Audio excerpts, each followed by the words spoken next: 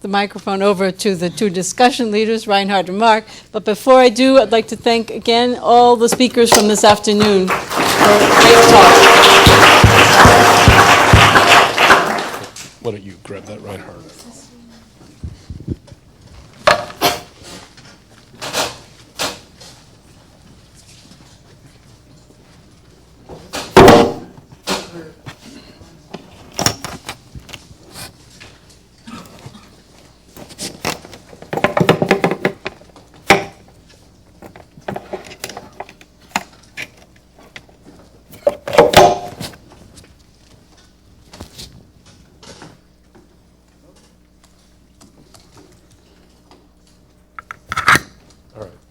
So we thought we would limit this to 2 questions based on the experience from the last discussion of not even getting through one.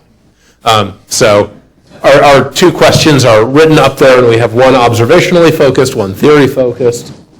All right, so, well, you can all read. I won't read them to you because everyone's tired.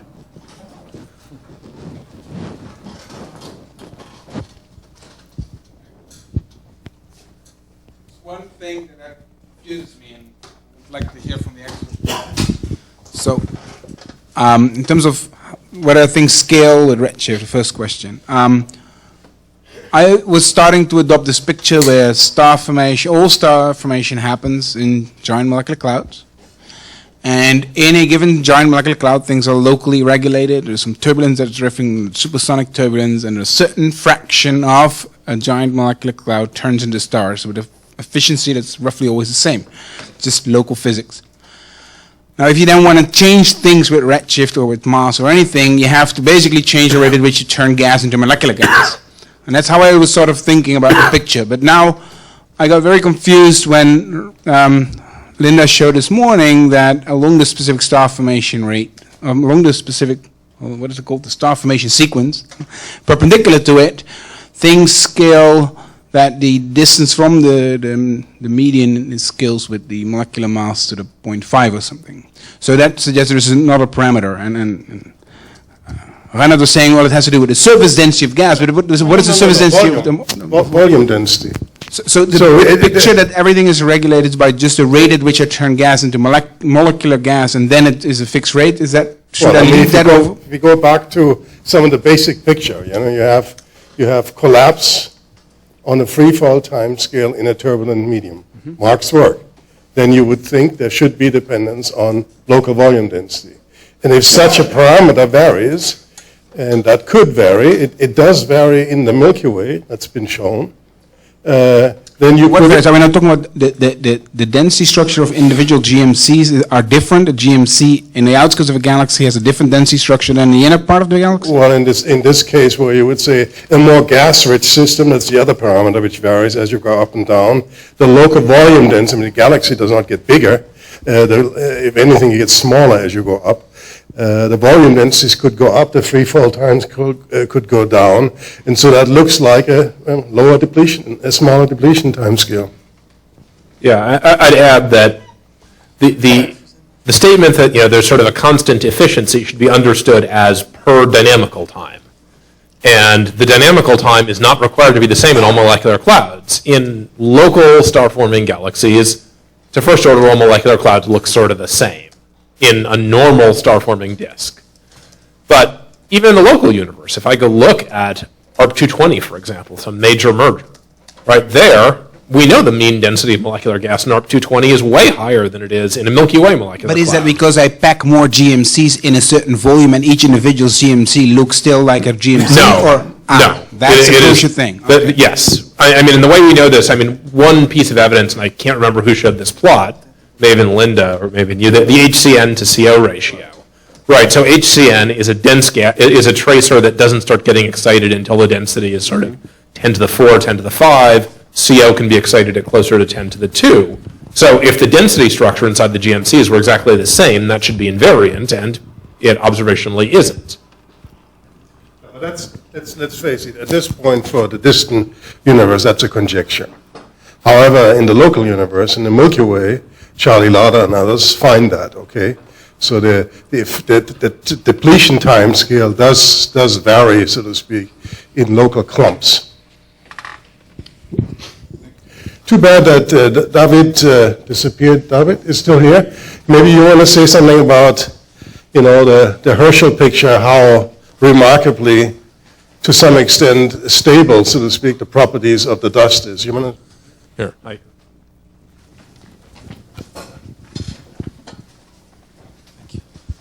Yeah, but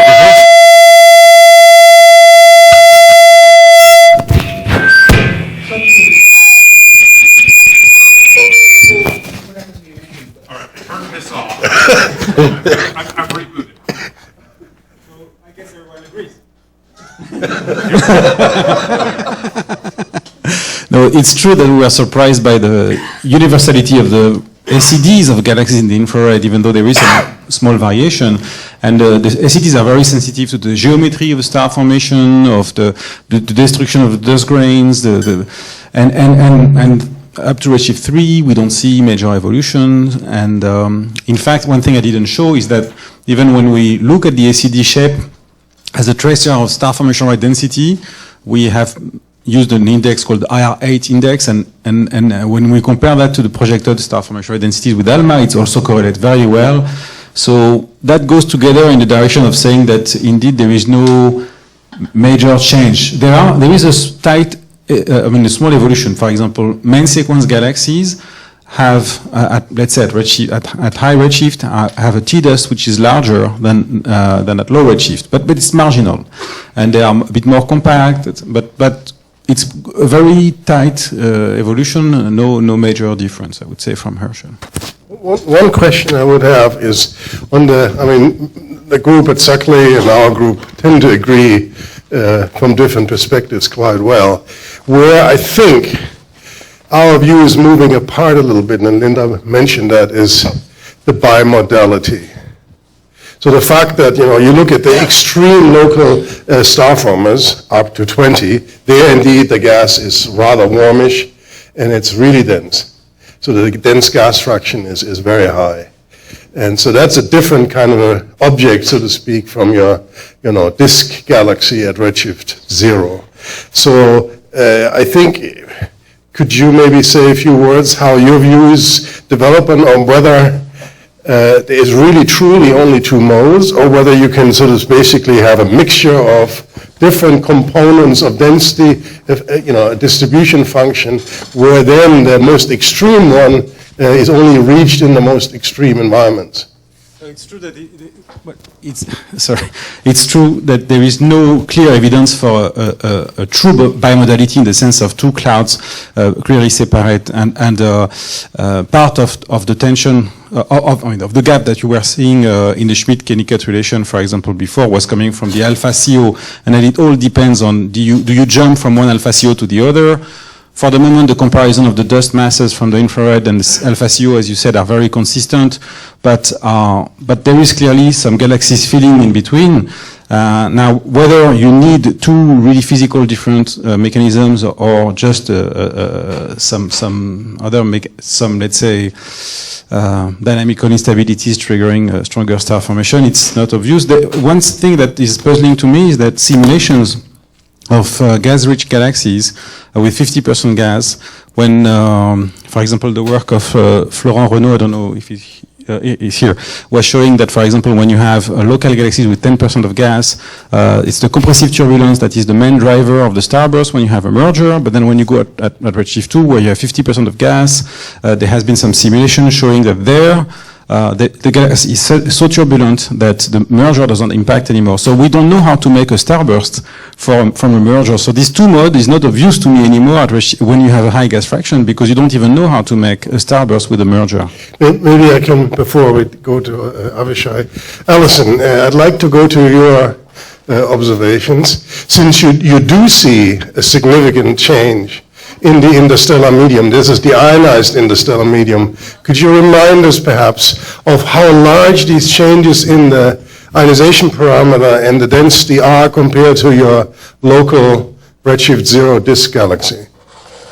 So you wanted to know about the ionization parameter and what?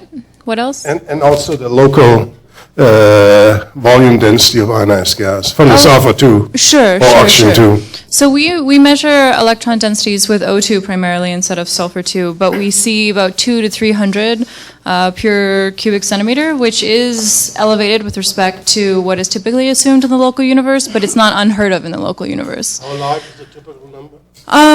You'll see anything ranging from about 10 to about 100. It's usually 10, but in the most extreme, dense star-forming regions locally, you can see up to 1,000, but that's extremely unusual.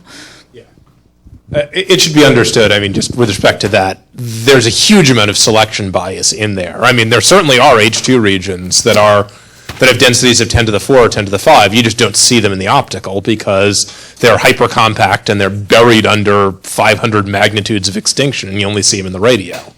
All right, and there are probably H2 regions that have densities of 1. You, again, don't pick them up because their surface brightnesses are too low. I would like to make the same question very specific and to ask Reinhard and David, etc. In the language of star formation rate being some factor, epsilon, times gas density over local freefall time of the star forming region. Is there observational evidence for epsilon being bimodal or different at different times or different galaxies or different sequences? Or can we have it the same epsilon all the way through? Considering the local freefall time. Yeah, we can't. We really don't have local observations, do we? That's the problem. We have galaxy averages at this point in the molecule, so I'm afraid I can't answer that. Of course, in the galaxy averages, we know if you have Q equals 1, whatever your average or your variations in the freefall timescales are, it sort of get latched to a dynamical timescale at some level. So even if you could tell, if you really strictly have Q equals 1, then you wouldn't be able to tell. But I'm afraid these traces we have are not yet spatially resolved. And even in the BZK galaxy redshift 2, where we're seeing the bimodality, that was in gas mass. But if in gas mass, but if you use the freefall, if you divide by the dynamical time, you don't have any more. We didn't have any more the bimodality. So our interpretation was just a question of how efficiently you make the dense HCN gas in some galaxies. And simulations again of Florent Renaud and Frédéric Bono were telling me that the PDF of the normal isolated galaxy without a merger were not enough populating the dense gas to make the starbursts. That's why we were thinking it was mostly mergers. And but again, at high redshift, that may be the thing which is different. Is that makes the galaxies different at high redshift. That they are much better self-regulated. Apparently at high redshift, that means that even if you put a merger, it doesn't make a big impact. So maybe we could summarize sort of that section of the discussion. My summary would be, I'm more impressed currently by the evidence, how similar the typical main sequence star forming properties probably are to the local universe than not similar. Yes, it's higher density, of course, scaled up versions, densities are probably somewhat higher, ionization parameters are higher, things are closer together. Still, it's not a huge factor for the main sequence population. So if you accept that, I should say, if we were now in a meeting of millimeter, submillimeter astronomers, that would be violently objected to.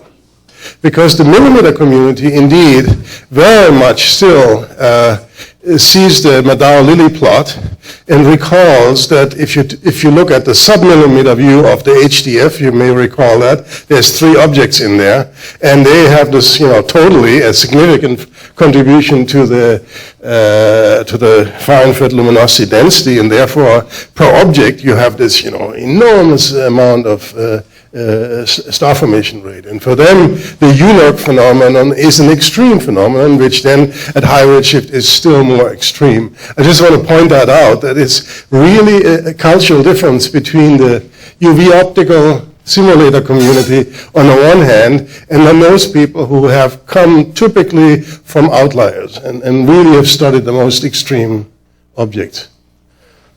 Mark, you want to? Oh, well, I was going to let someone else talk. So. Okay.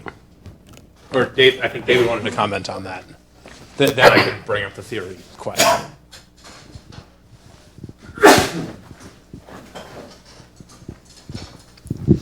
I had the impression, looking at what the theorists continually present, and that's the stellar mass to halo mass relationship, and to show that that has been rather stable over time. I would think that that is a global estimate of how much change there really has been in some efficiency factor.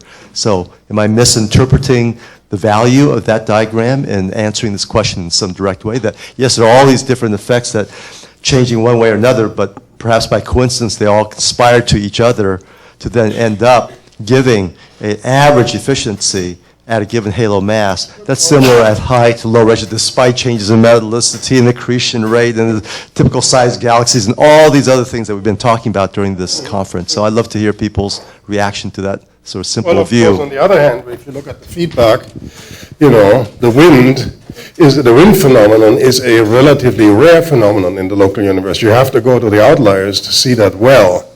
Okay, while at high redshift, everything has an outflow, so that does look different. Yeah? Well, yeah, many things are different. I'm saying that it's all conspired to an average, not something that's very stable. Okay, maybe we can go to the theory question for the last 7 minutes.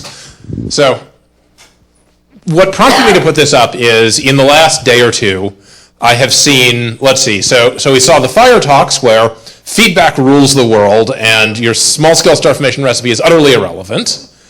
All right, we saw sort of something intermediate where, yes, the scaling of the star formation rate with the small-scale star formation recipe was sublinear, but it wasn't zero. All right, we saw a talk where you got totally different answers based on this subgrid recipe for how turbulence works, and it was really important to have the local star formation law. All right, and I'm sure there are other answers out there. So the question is, are we making any progress, or are we basically just doing, and I'll quote Martin White on this, SAMs with resolution problems? I'd just like to amplify your question a little bit by saying that I'm trying to figure out how this feedback or theory stuff relates to a bathtub picture, in which basically you make all the stars that you are given gas in order to make. And where is the feedback? Where is the control? You just make stars. Well, okay, so I'll take a swipe at the bathtub question, which is, so I think that if what you're interested in is demographics, bathtubs are, if what you're interested in is the demographics of stars, probably bathtubs plus outflows are all you need. If you're interested in knowing how much gas lives in galaxies, then you care a tremendous amount about the feedback. And the other place you may care a tremendous amount is if you go to dwarf galaxies, which may not be bathtubs because they've got such long depletion times. Right, it's reasonable to assume that the Milky Way is in bathtub in equilibrium because its depletion time is way less than a Hubble time. The SMC's depletion time is not way less than a Hubble time. It's way more than a Hubble time. So treating it as a bathtub is maybe not a good approximation. Thank you.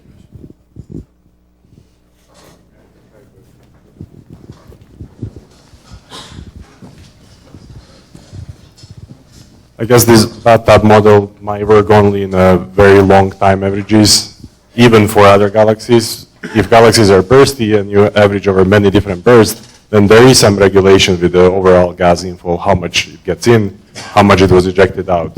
If you look at a small time scale of like hundreds of millions of years and galaxies are bursty, then there is no bathtub model. And only at late times or in massive galaxies that are much less bursty, you can get something to standard bathtub.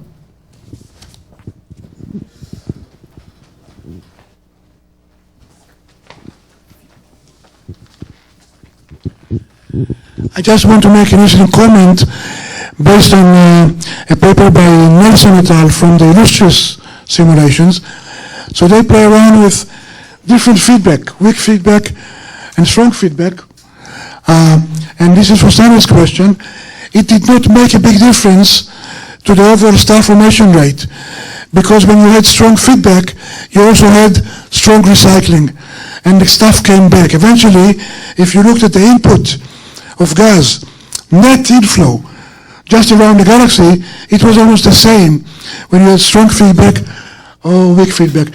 So in the bathtub model, you can have both ways, and some global features will not change.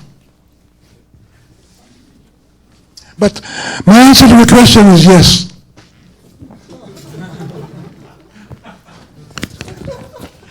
One comment connecting maybe the two questions.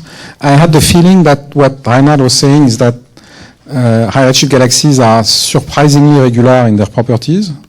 And on the other hand, the recent simulations all agree that the evolution of those galaxies is very violent. Sometimes you have a complete removal of the gas in some giant outflows. You have a lot of also gas holes inside the galaxies where the latest starburst took place. And I'm wondering whether there is not a discrepancy here. So my question is, can we, in observations, have an idea of the violence of the gas flows in the disk, around the disk? And I think it's a key point for us simulators to understand our feedback models, is to look at the fate of the gas in the disk, but also in the CGM, and that's probably will give us much more constraint than the actual star formation rate or the stellar content. Yeah, so I have a comment on Avisha's comment that feedback matters not as much as one might thought. But if you assume feedback is 0, and we know that long ago, you're going to overproduce star formation by factor 3 to 4. So it does matter. So as I suggest in my talk, it's the global feedback. In other words, you have energy and momentum ejection over time. Therefore, you're raising the entropy of the gas. So it's the bathtub. It's building the bathtub, splashing water out, constant. So in the end, the amount of water coming in will be reduced by a factor 2 to 3 eventually. And I think I agree with Roman's comment that if you look more around galaxies in the CGM, look at the line features, emission or absorption, they'll give you much more strong constraint on the feedback from the other side. I'd add another place to get strong constraints is from the resolved star formation histories of local dwarfs in particular, where you can actually get pretty good from CMD constraints on what their star formation histories look like. I mean, we saw that earlier today. Earlier in the meeting. On your question, I think you will see in the next years another development, which is obviously high-resolution, spatially resolved studies of the various components which we've been discussing at high redshift, in particular in the gas. Unfortunately, these observations, any number, so that they would convince you as theorists, will be very costly, so it will take some time, but it will happen. I mean, the first 0.1 arcsecond CO or whatever map of a high redshift galaxy is soon to come. I mean, we'll see it, and likewise, the first maps of the winds and so forth, I see that coming. Of course, with it will come complexity. Let's just face it. I mean, the maps will, the CO map will not look like the H alpha map. And then we will all be thrown into desperation on the extinction business and so forth. So it's not going to clear up everything, but the fine detail will come. Yeah, I'd point out the Milky Way star formation community also can't agree on the importance of feedback and what feedback should be put in, right? And we've had better than, 10th of an arc second resolution of the Milky Way for a while.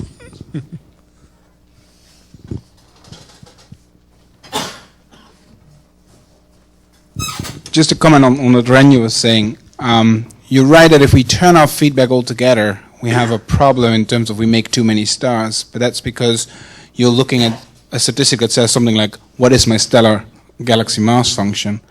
But if you would look just at what do I produce for the specific star formation rate function, the star formation rate is a function of stellar mass. And we've done these experiments, and you find the same answer. It doesn't matter. I can turn off feedback, I can turn it on, I can make it momentum-driven, energy-driven. My star formation rate sequence looks exactly the same.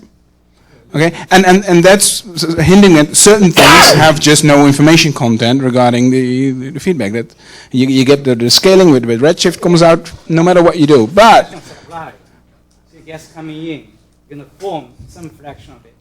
Right. So if you now link it to halo mass, you say, okay, but now I produce too many stars in a given halo. Then correct. So if you want to constrained feedback, that's where you have to look in that area. Or about, what does feedback do to the properties of the gas around you? But there's certain information that has no information about. Yeah, we would be in a big trouble. All right, I think this is the last comment, Avishai. And I then just want to read something we learned in John Forbes' talk, for example, that feedback has different phases. One of them is throwing out gas in outflows. The other one is affecting star formation. And that's not the same thing necessarily. There's a long-term effect. If you lose gas, you affect star formation in the future. But at a given time, you can affect star formation without throwing the gas at all. This is an issue which we have to take into account and complicates matters. All right, and I think we are at 6 o'clock, so good evening, everyone. Thank you.